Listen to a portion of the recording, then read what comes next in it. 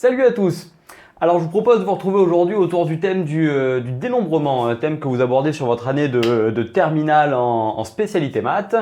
On a déjà fait une petite vidéo récemment sur ce thème-là pour vous présenter les différents outils sur le dénombrement, les combinaisons, les arrangements, les factoriels ainsi que les playlists ou PUplay. Aujourd'hui, on va faire un petit focus sur le bon vieux triangle de Pascal. Alors, comment est-ce qu'il se construit? Quelle est la relation qui permet de le construire? Et nous allons la démontrer. Et puis ensuite, grâce à cette relation-là, on va voir comment est-ce qu'on peut construire ce triangle de Pascal. On reviendra un petit peu plus tard ensuite sur l'utilisation de ce triangle dans certains exercices, notamment de développement autour du binôme de Newton. Et on fera une vidéo là-dessus ultérieurement. Alors, commençons par présenter un petit peu ce triangle de Pascal. Qu'est-ce que c'est? Le triangle de Pascal, que je vous montre ici, et ici sur un rang quelconque, a pour objet de faire apparaître dans chacune de ces cases vos combinaisons, qui étaient appelées un petit peu bizarrement les années précédentes coefficients binomiaux. Bon, coefficient binomial, il faut savoir que c'est une combinaison, il y a un vrai nom pour ça. Et le triangle de Pascal a pour objet de faire apparaître ces valeurs. Donc, première étape, déjà, on fait apparaître les valeurs de n et de p. Puisque lorsque l'on fait une combinaison, on calcule des p parmi n. C'est-à-dire, rapidement revenons là-dessus pour vous rafraîchir la mémoire, une combinaison de p parmi n correspond en fait au nombre de façons de tirer simultanément ou alors successivement mais sans remise p éléments parmi n. Exemple, un jeu de 32 cartes, j'en prends 5 et je regarde combien est-ce qu'il y a de façons de prendre ces 5 cartes. Et ça correspond à 5 parmi 32. Donc voilà un petit peu ce que c'est que les combinaisons. Alors, maintenant, là-dedans, on fait apparaître donc les valeurs de n et de p. Déjà, il est clair que sur toute la partie supérieure de triangle, il n'y a rien, il n'y a aucun élément. En effet, je ne peux pas prendre plus d'éléments que ce qu'il y en a. Par exemple, je ne peux pas en prendre 3 parmi 1 ou 3 parmi 0 ou 5 parmi 3. Ça n'est pas possible. Si on me sort 3 cartes, je ne peux pas en prendre 5.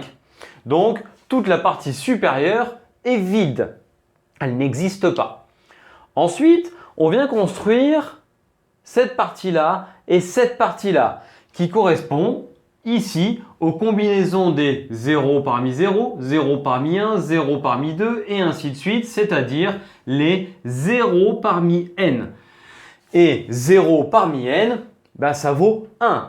En effet, combien y a-t-il de façons de prendre 0 cartes parmi 5? Eh bien, une, je n'en prends pas, car le vide représente une partie de l'ensemble des tirages.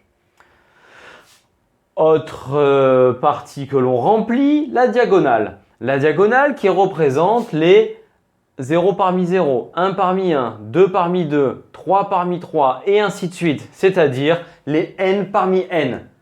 Autant dire, combien y a-t-il de façons de prendre n éléments parmi n? Mais il n'y a qu'une seule façon. En effet, je reprends le jeu de cartes, je prends 10 cartes et on me demande d'en choisir 10. Mais il n'y a qu'une seule façon de prendre les 10 cartes parmi les 10 qui me sont proposées, c'est de toutes les prendre. Et donc, ici, on a bien la valeur 1. Évidemment, ces valeurs se retrouvent par la formule de la combinaison, formule qu'on va rappeler ici dans la démonstration.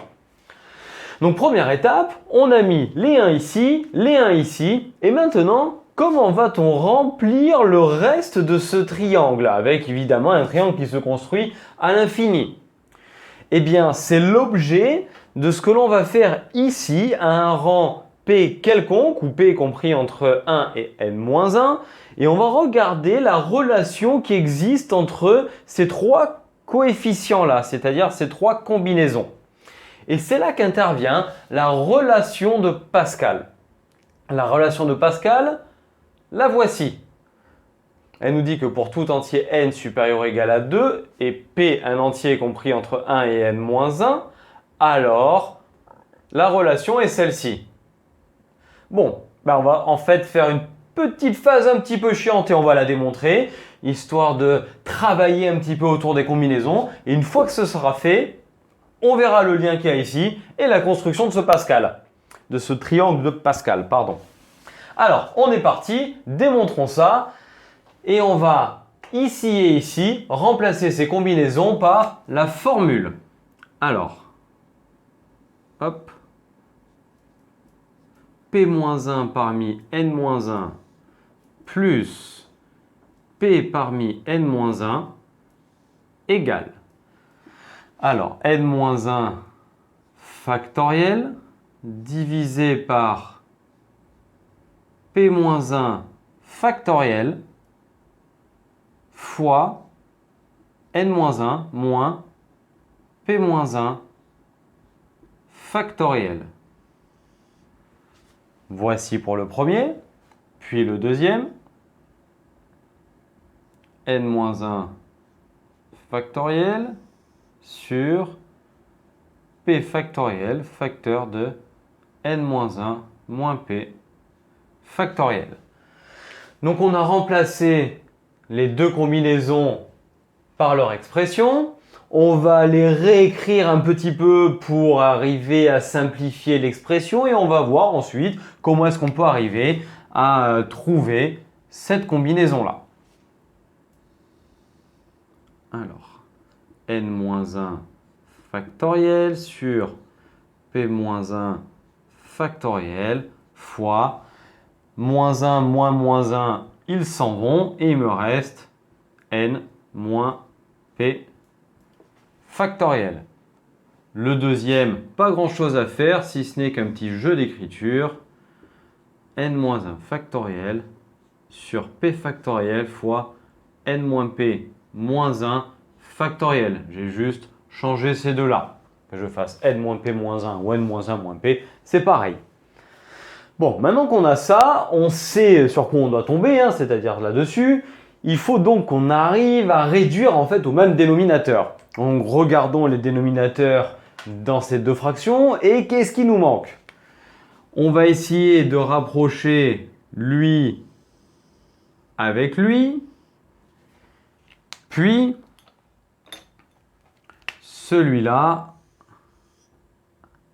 avec celui-là. Alors, comment est-ce qu'on va arriver à rapprocher ces deux termes?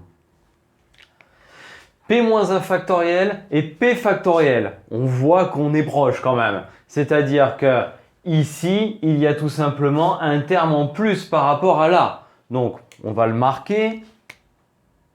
Or, P factoriel, c'est égal à P fois P-1 factoriel. Donc, il va s'agir de, dans cette fraction, de multiplier au numérateur et au dénominateur par P pour faire apparaître la même chose, c'est-à-dire P factoriel. Faisons la même chose pour la partie en bleu. Et alors, quel est le plus grand des deux? N-P ou N-P moins 1? Il est clair que c'est N-P. Donc ici, on a un terme en moins.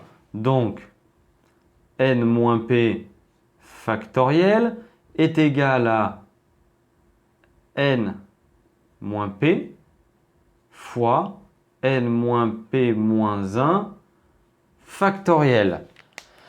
Donc, ce qu'on a fait ici et ce qu'on a fait ici, bien joué, comme quoi ça arrive. Ceux qui m'ont en cours savent que ça m'arrive assez souvent de faire tomber les stylos. Alors, donc, en bleu, cette partie-là, en vert, cette partie-là. Et on voit que pour la partie en bleu, il va s'agir de multiplier cette fraction par N-P au numérateur et au dénominateur. Donc maintenant, on reprend le calcul. Et on a dit que pour la première, il allait falloir multiplier en haut et en bas par P pour faire apparaître P fois P moins 1 factoriel, donc P factoriel. Et pour la deuxième, il va falloir multiplier par N-P et N-P. n-p fois n-p moins 1 factoriel faisant n-p factoriel. Et p fois p moins 1 factoriel fait p factoriel. On va avoir le même dénominateur.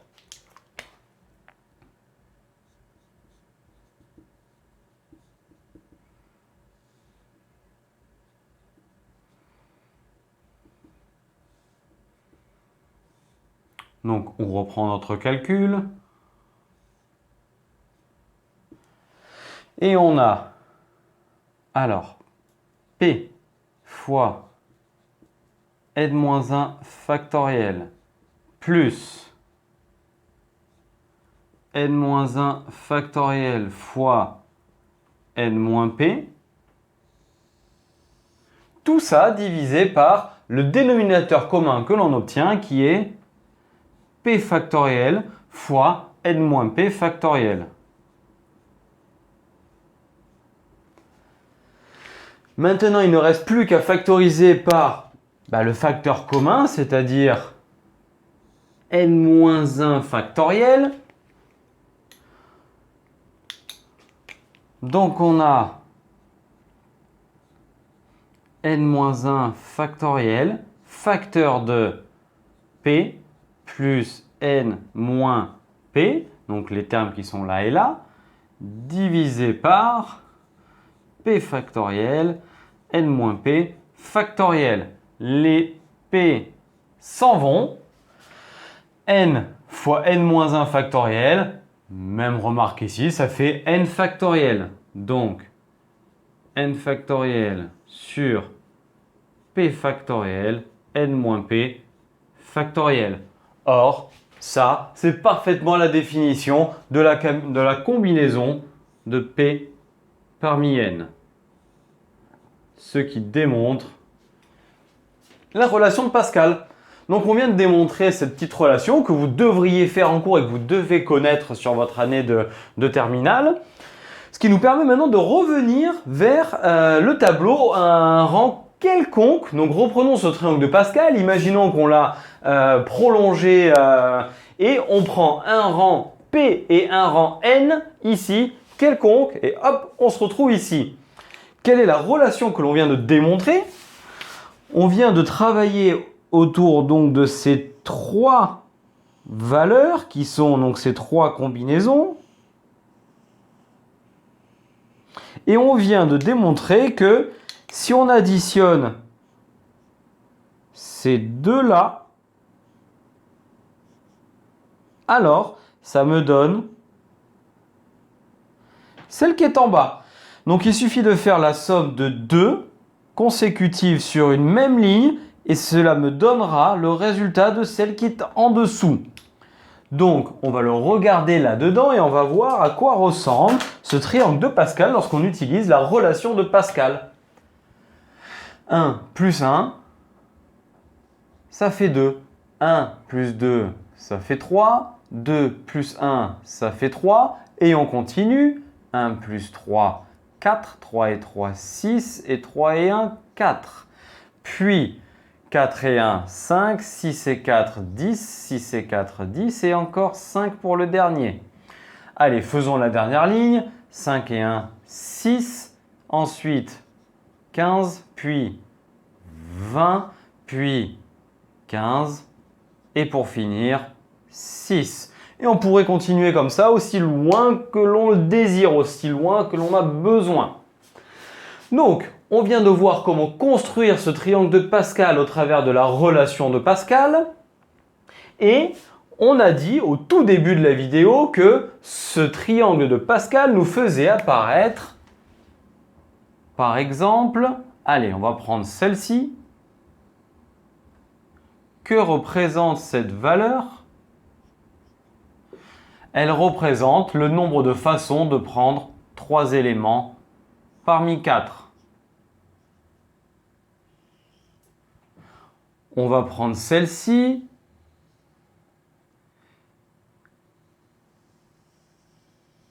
Qui nous donne le nombre de façons de prendre un élément parmi 4. Et on voit bien dans le triangle de Pascal la symétrie des combinaisons. Donc, vous avez une formule dans votre cours qui vous donne cette notion de symétrie. Et on voit bien que, dans les deux exemples que je vous ai pris ici, prendre un élément parmi 4 ou en prendre 3 parmi 4, on obtient le même résultat, c'est-à-dire 4. Expliquons rapidement ça. Si je vous sors 4 stylos, par exemple, et que je vous demande d'en choisir un, c'est facile, soit on choisit le premier, le deuxième, le troisième ou le quatrième. Donc on a 4 façons de le faire, ce qui me donne le résultat de cette combinaison. Si je vous demande d'en choisir 3, eh bien en choisir 3 parmi 4 revient à en laisser un. Donc que je regarde le nombre de façons que j'ai de prendre mes 3 stylos ou de laisser le stylo parmi les 4, c'est pareil. Donc au final, on dénombre la même chose lorsqu'on regarde 3 parmi 4 et 1 parmi 4, à la seule différence que lorsqu'on viendrait faire lui par le calcul, il s'agirait de se dire, bah tiens, c'est plus simple de faire lui, parce qu'en prendre 3, c'est en laisser un. Et au final, je dénombre autant de possibilités en regardant ce que je laisse ou en regardant ce que je prends. Donc, on a vu la construction de ce triangle, on a vu la relation de Pascal à un rang quelconque, et donc la généralisation de cet outil que vous verrez, il contient des tas d'autres choses, ce triangle de Pascal. On verra ça en objet sur une autre vidéo. Donc, j'espère que vous avez compris ce qu'on a abordé ici, et notamment la démonstration de la relation de Pascal, hein, qui elle est une démonstration à savoir manipuler, un petit peu technique, mais je pense tout à fait à votre portée. Donc j'espère que cette vidéo vous a plu et vous permet de mettre les idées au clair. Je vous remercie de l'avoir suivi jusqu'au bout. Je vous invite à vous abonner à notre chaîne en activant la cloche pour avoir les vidéos en temps réel à chaque publication, mais également à venir nous suivre sur le net, sur nos réseaux sociaux Facebook et Instagram. Et d'ici à notre prochaine vidéo, je vous invite à partager, liker tout ce que nous faisons auprès de vos amis. Et je vous souhaite à tous une excellente journée et je vous dis à très bientôt. Allez, ciao à tous!